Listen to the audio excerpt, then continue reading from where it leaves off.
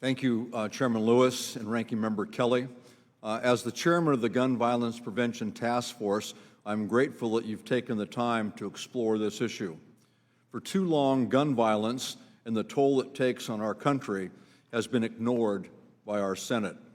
I applaud your leadership and thoughtful approach to addressing the growing epidemic in our country. As a lifelong gun owner and the supporter of the Second Amendment, I will not support policy or legislation that infringes on the rights of lawful gun owners. But I'm not going to shy away while generations of young people are traumatized by gun violence.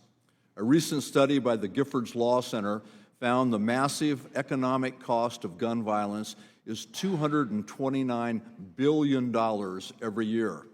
That includes $8.6 billion in direct expenses like emergency and medical care.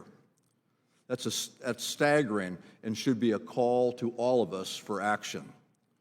What I want to talk about today is not the physical cost, but the human cost. We now have a generation of young people who have only known a life with school shootings and lives lost at churches, concerts, festivals, and in their home communities. This year alone, more than 500 children under the age of 12 have been killed or injured by someone using a gun. More than 2,200 young people between the age of 12 and 17 have been killed or injured. That doesn't take into account the lives shattered when young people lose a friend or a relative.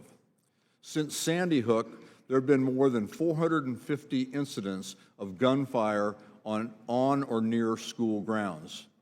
Architects are now designing schools with features to limit the impact of mass shootings. Children are being traumatized by active shooter drills. All of this is because of a failure of Congress to act and implement common sense reform. Children are dying because of this inaction.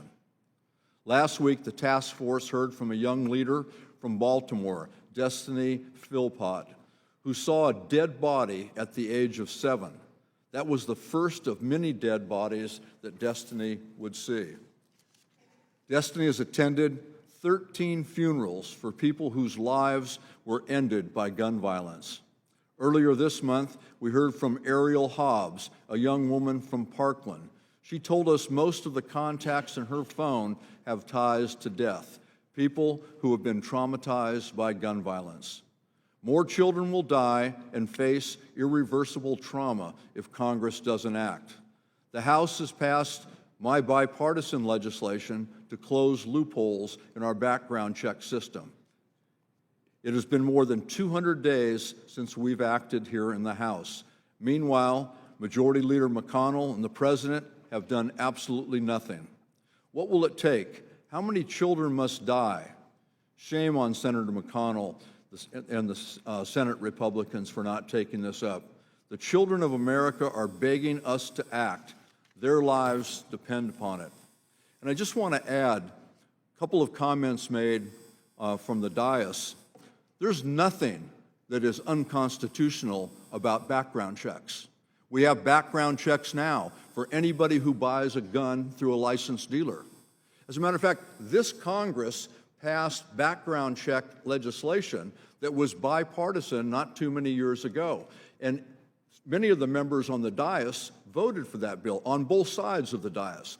And that was the change in the civilian marksmanship program that allowed the federal government to sell 45 Model 1911 pistols to civilians. That bill that you voted for had requirements for 2 background checks in it. So don't tell me that it's not constitutional. It's constitutional and it works. Every day, the current background system works. It stops 170 felons from buying a gun. It stops 50 domestic abusers from buying a gun.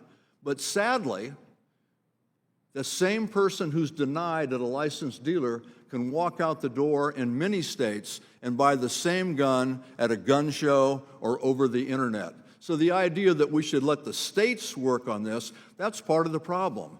There is not the same law across all 50 states. There's a gapping hole in the background check legislation that needs to be passed. Thank you, and I yield back the balance of my time.